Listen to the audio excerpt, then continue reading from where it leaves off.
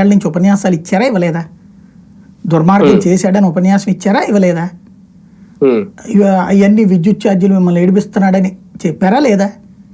అలాగే అప్పులు 1,00,000 కోట్ల దాకా అప్పులు చేశాడు విద్యుత్ మీద అని చెప్పారా లేదా?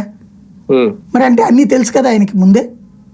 తెలిసిన తర్వాతనే అవన్నీ చేసినటువంటి సందర్భంలో నా కోటేయండి నేను మీకు ఛార్జీలు పెరగకుండా చూసుకుంటా అని ఆయనే చెప్పారు కదా.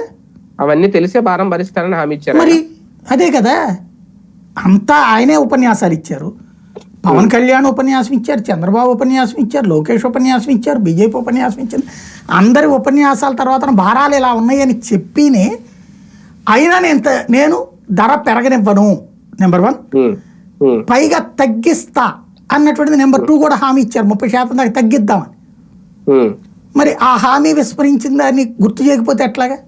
ఇప్పుడు ఏకంగా ఎట్లా పడిపోయింది? చిన్న ఎగ్జాంపుల్, నేను బిల్లు చూశాను, చాలా విచిత్రం అనమాట. కరెంటు 7,200 కాలిందట.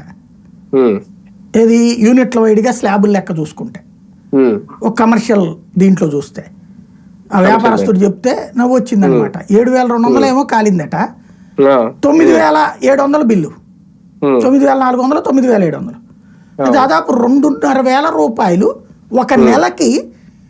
ఒక సగటు వ్యాపారస్తుడు అంటే ఆకాశంలోంచి ఊడిపడ్డా కదా, సగటు వ్యాపారస్తుడు వాడు అన్ని జిఎస్టీలు కట్టుకు సావాల్సిందే, ఐటీలు కట్టాల్సిందే, మళ్ళీ ఉద్యోగాలకి జీతాలు ఇవ్వాల్సిందే. ఇంత చేసే ఒక చిన్న వ్యాపారానికి 2,500 రూపాయలు నెలకి భారం అంటే ఏం చేయాలి అతను? అంటే ఇది దీంట్లో ఈ ఛార్జెస్ లైన్లో రాసుంటాయి అనమాట. అదేదో FTPCC 1, FTPCC 2 ఇలా ఛార్జెస్, ఆ పేర్లేందో కూడా మనకు తెలియదు. ఓవరాల్గా దోచి అవతల పడేస్తున్నారు అనమాట. బిల్లు ముట్టుకుంటే షాక్ తగులుద్దని ఇంతకుముందే చెప్పుకున్నాం. బిల్లు తలచుకుంటే షాక్ తగులుతోంది ఇప్పుడు.